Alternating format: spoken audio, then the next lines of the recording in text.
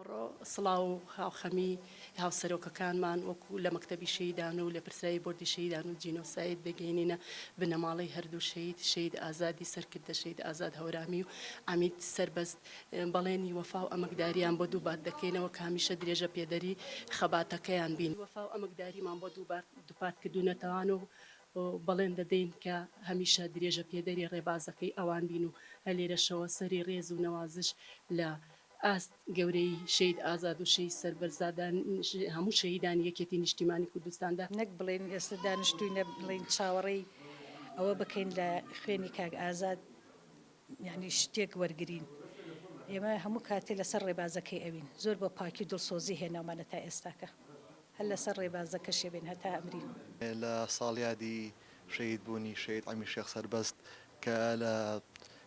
سیویەکی هەشتی 2004 بەدەستی چەتەکانی داعش شەید بوو لە سنووری دۆستخورمات و ناحیەنگیجا زۆر سپاسی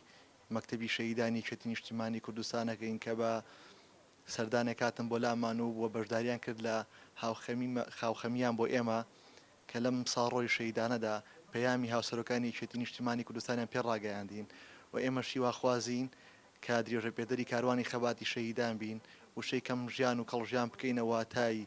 دەستپێکی ژیانی سیاسیمان لە یەکێتی نیشتیمانی کوردستاندا ڕێز و سڵاویشمانەیە بۆ سەرجەم شەیدانی ڕێگای ڕزگاری کوردستان سەر لە ئاست گەورەی شەیدان دارێنم.